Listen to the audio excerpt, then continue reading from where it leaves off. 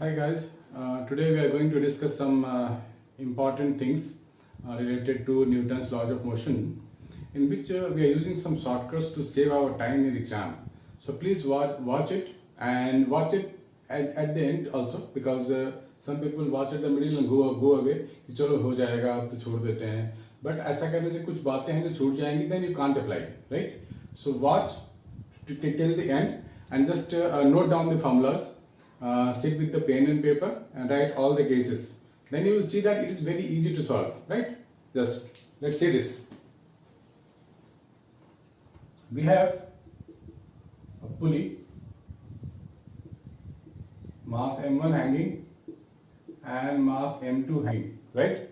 I'm starting with the simple one, then we will move to the complex one. This is the body and we are asked to find the tension T in this, right? So कैसे दिखाते थे हम लोग tension T? ऐसे दिखाते हैं ना, ऐसे दिखाते हैं, राइट? नॉर्मल मेथड हमारे को पता है कि इक्वेशंस लिखेंगे, सॉल्व करेंगे, आ जाएगा, राइट? मैं कुछ बता रहा हूँ, something shortcut. Tension T find करने के लिए क्या करेंगे हम लोग?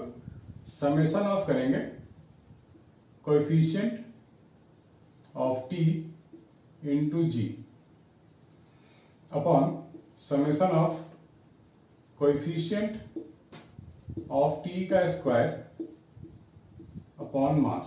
ये फॉर्मूला हमारे को लगाना है। अब कैसे लगाना है? Just watch it. Coefficient of T, T के साथ यहाँ क्या नंबर है? कुछ भी नहीं है, यानी कि 1 है।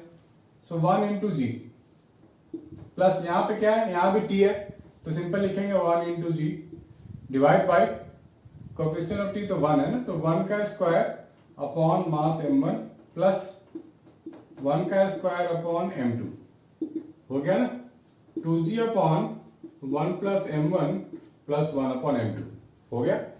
इसको फर्दर सिंप्लीफाई करना चाहे तो कर लो। This is the T, right? Please note it down.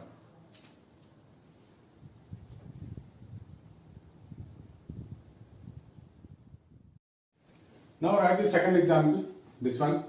We have to find tension T. फिर से वही फॉर्मूला लगाएंगे, कोएफिशिएंट ऑफ T। यहाँ तो T ऐसे दिखाएंगे, यहाँ T ऐसे दिखाएंगे, M2G भी दिखा दो, इधर M1G भी ऐसे दिखा दो। खैर M2G M1G नहीं भी दिखाओगे तो चलेगा। सो कोएफिशिएंट ऑफ T यहाँ क्या 1 है, 1 इंटू जी। यहाँ लेकिन थोड़ा सा कॉशियस होना है, मोशन इस लाइन में होना है and m1g is here which is balanced by the contact force।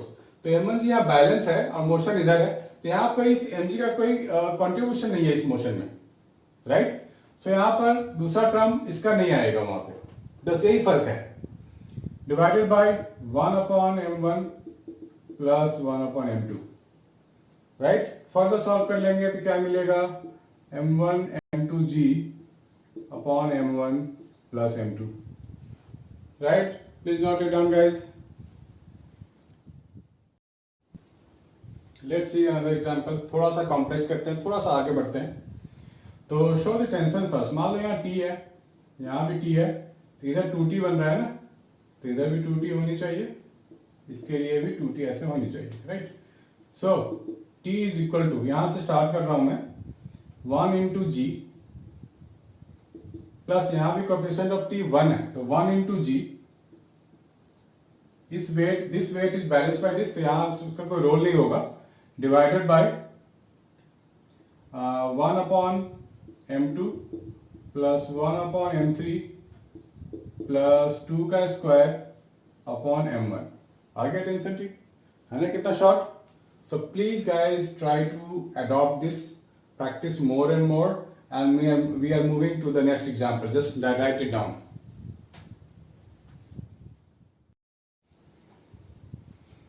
See this seems to be a very complex one. अगर हम लोग टेंशन T लगाएं, यहाँ भी T लगाएं, राइट? एक्सेलरेशन डिफाइन करें, फ्री बॉडी डायग्राम ड्रॉ करें, it is going to consume a lot of time and energy, right? Exam में आ गया तो बहुत बुरे तरीके से मारे जाएंगे अगर हम लोग पूरा लेंदी मेथड को अडॉप्ट करते हैं तो, right? So just apply those we have just learned now. First of all, tension सारे शो कर दो। देखो यहाँ से स्टार्ट कर लेते हैं। Tension T, same string passing over, यहाँ पे tension T, same string passing over, यहाँ पे टेंशन टी, यहाँ भी tension T, right, same string passing over, ऐसे यहाँ भी टेंशन टी। तो यहाँ टी, तो ऑफकोर्स यहाँ 2t दिखाना पड़ेगा मुझे, राइट। फर्स्ट ऑफ ऑल ये आपको आनी चाहिए, जल्दी सबको आते हैं। सो टेंशन टी मैं लिख सकता हूँ, यहाँ से स्टार्ट कर रहा हूँ 1 इंटू जी, दूसरा मास ये है, तो यहाँ क्या लिखूंगा 2 into g, coefficient of T यहाँ पे क्या है 2 है, कोफिशिएंट ऑफ टी यहाँ 1 है, so 1 into ji plus 2 into ji whole divided by, वापिस यहाँ आ जाओ 1 का स्क्वायर अपॉन m1 प्लस 2 का स्क्वायर हमेशा करते हैं। 1 का स्क्वायर मैंने इसलिए दिखाया क्योंकि आगे भी स्क्वायर था, तो मैं सीधा 1 भी लिख सकता था, तो 2 का स्क्वायर अपॉन m2, बस हो गया टेंशन टी, है ना। कोई जरूरत नहीं है लंबे मेथड में जाने की, कोई जरूरत नहीं इसमें टाइम वेस्ट करने की, जस्ट डू दिस एंड फटाफट फिनिश करो laws of motion. Laws of motion में बहुत ही कम टाइम में फिनिश करना चाहिए हमारे को, just note it down guys.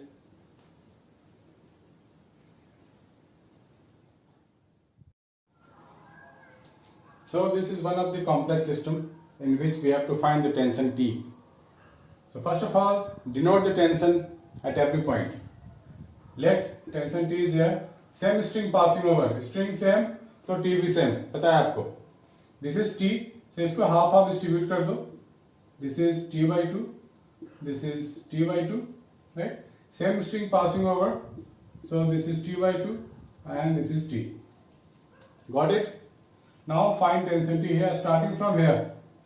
Coefficient of T यहाँ 1 है, तो 1 इंटू जी, इसके लिए प्लस कोफिशिएंट ऑफ टी यहाँ हाफ है इंटू जी, प्लस इसके लिए फिर से 1 है, तो 1 into ji whole divided by 1 का square upon m1 plus half का square upon m2 plus again 1 का स्क्वायर अपॉन m3।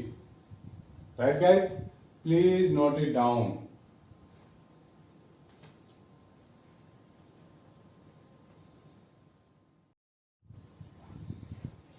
अगर हमारे पास कुछ ऐसा केस आ गया जिसमें कि मास वर्टिकली हैंग ना हो करके किसी वेज पे हैंग हो, like this, making some angle with the horizontal, तो इस केसेस में हम लोग देखेंगे करना क्या है। यहां भी टेंशन टी, यहां भी टेंशन टी, सेम स्ट्रिंग तो टेंशन टी। तो ये वाला जो कंपोनेंट हम लोग क्या लिखते थे याद है आपको, m2g sin थीटा 2, ये क्या लिखते थे याद है, m2g m1g sin थीटा 1। तो हमें यहाँ पे सिर्फ g नहीं लेना है, ये वाला कंपोनेंट लेना पड़ेगा जो मोशन, डायरेक्शन ऑफ मोशन के अलोंग है ना, ये मतलब लाइन ऑफ मोशन के अलोंग है, g sin थीटा 2 एंड g sin थीटा 1 लेना पड़ेगा instead of g only. So tension t can be written as 1 into g sin theta 2 plus 1 into g sin theta 1 whole divided by 1 upon m1, 1 square upon m1 and 1 square upon m2.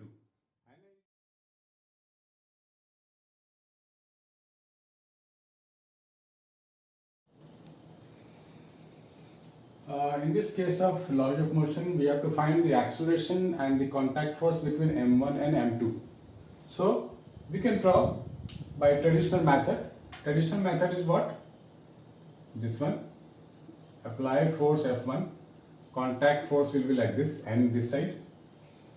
And for this one, this is N and this is F2. Right? So what we do actually is F1 minus N क्या लगाते हैं हम लोग? m1 है, और इसके लिए क्या लिखेंगे n minus f2 is equal to m2 है, दोनों को ऐड कर देंगे, n गया f1 minus f2 m1 plus m2 a, ये आ गया। इस a की वैल्यू को यहाँ डाल देते हैं, तो मेरे को क्या मिलने वाला है, n मिलने वाला है। n क्या मिल जाएगा मेरे को, f2 plus m2 into f1 minus f2 upon m1 plus m2। So n is coming out to be m1 f2 plus m2, this is m2 f2 plus m2 f1 minus m2 f2, this one. Ultimately I am left with m1 f2 plus m2 f1 upon m1 plus m2, right. This is acceleration, this is contact force, दोनों निकाल लिया हमने इस तरह से traditional method से। इसका short method क्या होगा वो भी देख लो। एक्सेलरेशन क्या होता है basically, summation of force upon summation of mass, this one. तो समेशन ऑफ मास फोर्स क्या होगा, एक फोर्स इधर लग रहा है, दूसरा इधर लग रहा है, और फोर्स क्या है, वेक्टर ही तो है ना। तो एक मैं पॉजिटिव लूँ, दूसरा नेगेटिव लूँ, दोनों को ऐड कर दूंगा। मैं क्या लिखूंगा, F1 plus minus of F2, है ना, body is going this way. तो F1 plus of minus F2 upon M1 plus M2,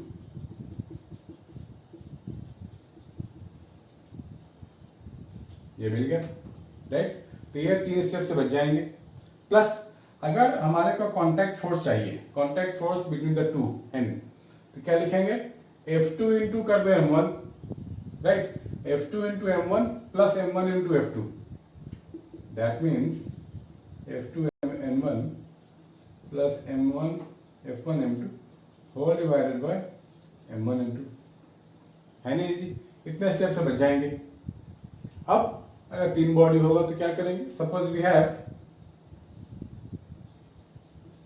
ऐसा कुछ है, M1 M2 M3, इधर लग रहा है F1, इधर लग रहा है F2।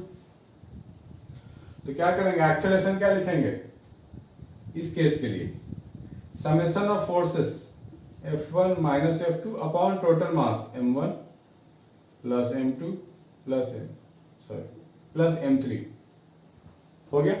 How to find the contact force between the two, इसके बीच में मान लेते हैं N1 है, इसके बीच में मान लेते हैं N2 है।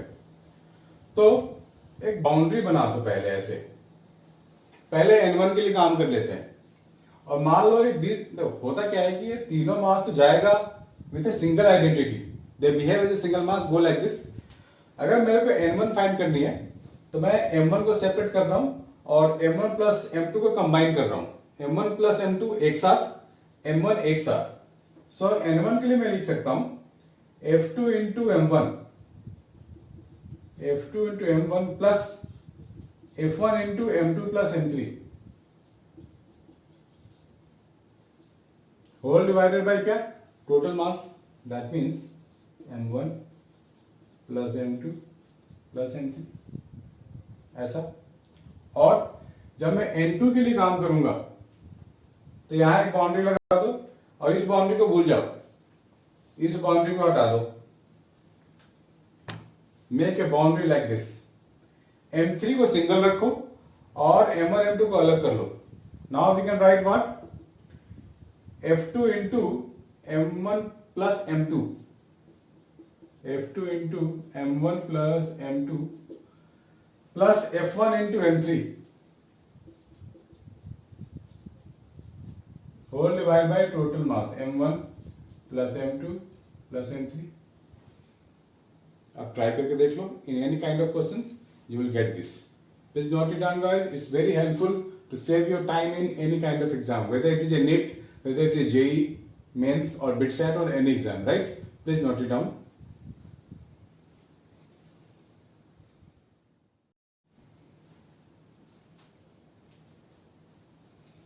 We have infinite system here, pulley, mass m, second side pulley, again mass m, second side pulley and mass m, and this is repeated infinite times, right? We have to find the acceleration of the system in this case. क्या find करनी है, acceleration, acceleration। उसके पहले मैं थोड़ा सा आपको इसका बैकग्राउंड दे दूं कि इस तरह क्वेश्चन को करते कैसे हैं। Short methods always going to help. Suppose this is M1 and this is M2, right? इस तरह के क्वेश्चंस में हाउ टू फाइंड एक्सेलरेशन, मान लेते हैं नीचे आ रहा होगा या ऊपर जा रहा होगा, तो क्या लिखते हैं हम लोग, summation of forces upon summation of mass. तो समेशन ऑफ फोर्स क्या होगा, M2G जो नीचे जा रहा है और जो ऊपर जा रहा है उसे माइनस कर दो, M1G whole divided by mass M1 plus M2, right. तो अगर बोला जाए इस पूरे सिस्टम का पुली के लिए अगर बात करें तो पूरा मास कितना होगा, इनर्शिया कितना होगा, तो not m1 plus m2 is something else. Means अगर m1 मेरे को कैलकुलेट करना होगा तो मैं लिखूंगा 4/1/m1 प्लस 1/m2। आप याद कर लो इस मेथड को, it is a very general one. अभी हम इसका अप्लाई करने वाले हैं यहाँ पे, या कहीं पे भी अप्लाई कर सकते हैं। एक काम करते हैं, इस सिस्टम में आ जाओ वापस। इतना इंफॉर्मेशन काफी होता है, जनरल है वो, नोट डाउन कर लो। हमने क्या किया, इस इनफाइनाइट मास को नाम दे दिया x kg मान लेते हैं। इसको छोड़ दिया हमने और पूरे सिस्टम को मान लिया x। Then I can redraw this,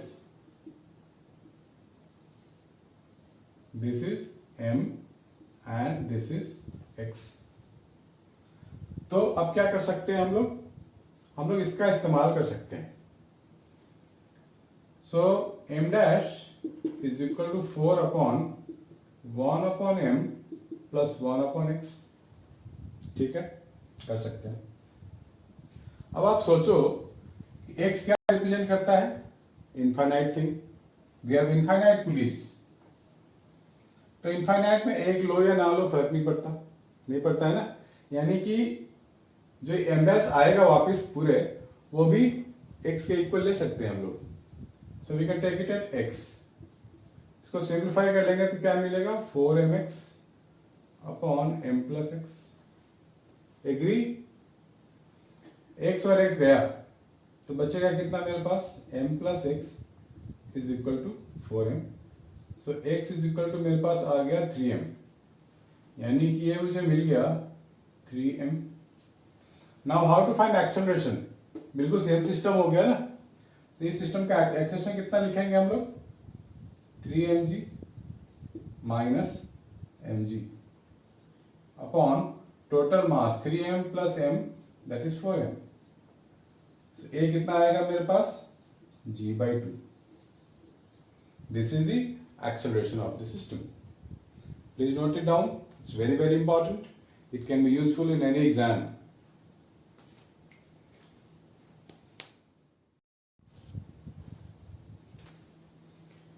Hi guys, let's focus on some constraint relation.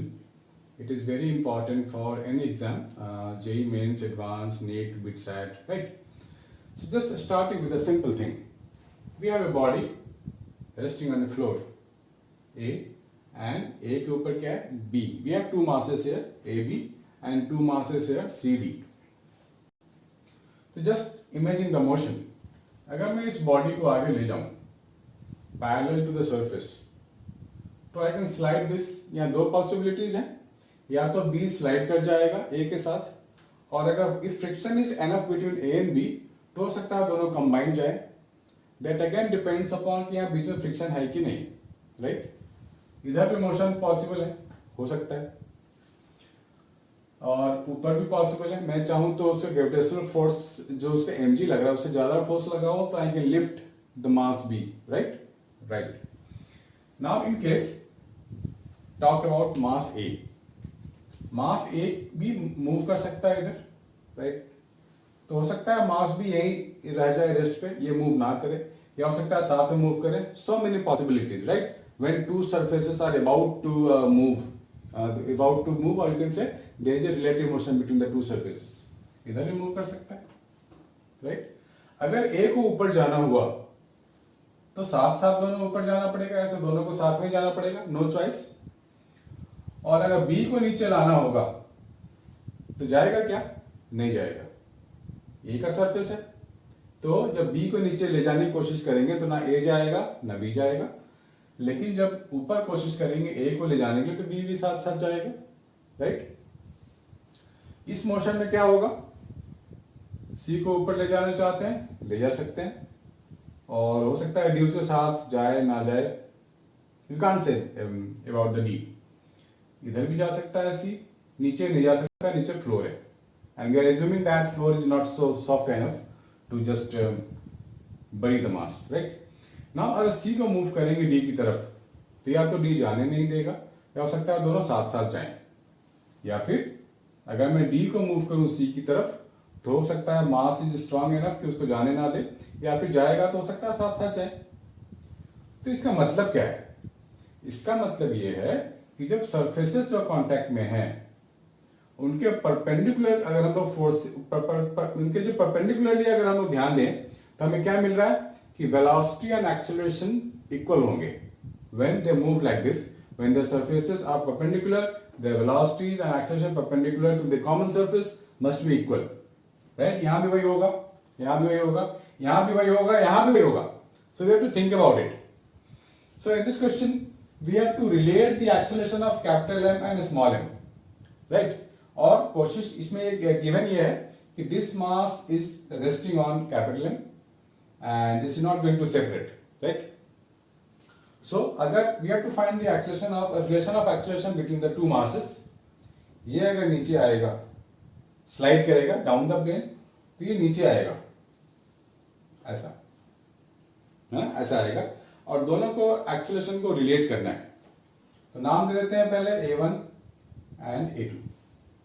मैं इनको फिर से ड्रॉ कर रहा हूं इधर. This is what A1 and this is what A2 और इनका ये परपेंडिकुलर सरफेस है जो this mass is not going to leave that surface. तो इसके अलॉन्ग जो एक्सेलरेशन होगा वो सेम होना चाहिए, राइट? तो ये अल्फा है, इसको ऐसे जोड़ देते हैं. ये क्या है? अल्फा है, ये 90 है, तो ये कितना होगा? 90 माइनस अल्फा होगा ये एंगल 90 माइनस अल्फा. अब इस A1 को मैं बेंड कर रहा हूं इधर परपेंडिकुलर टू द सरफेस लाने की कोशिश कर रहा हूं. तो A1 cos 90 माइनस अल्फा, तो मुझे मेरे पे क्या मिलेगा? A1 cos 90 minus alpha means A1 sin alpha हो गया. अब ये दोनों एक्सेलरेशन परपेंडिकुलर जो है इन दोनों के सरफेस वाला acceleration that must be same. तो I am going to write A2 is equal to A1 sin alpha, A1 sin alpha, this one, right? What about this one? यहां भी कुछ ना कुछ होगा बिटवीन द एक्सेलरेशन का रिलेशन बिटवीन A एंड B. मान लेते हैं कि चलो ये तो गिवन है यहाँ पे कि this rod is like this. ये दो वॉल के बीच में है, ये लेफ्ट और राइट जा ही नहीं सकता, ये सिर्फ नीचे आ सकता है. और ये नीचे आ रहा है, अगर नीचे आने का है तो this wedge must be moving towards right, then only it can come down. तो हम लोग क्या करें? इसके एक्सेलरेशन का नाम दे देते हैं AB और इसके एक्सेलरेशन का नाम दे देते हैं AA, है ना? Now we have to talk about the two surfaces in contact. फिर से फंडा लगाना है हमारे को. क्या लगाना है?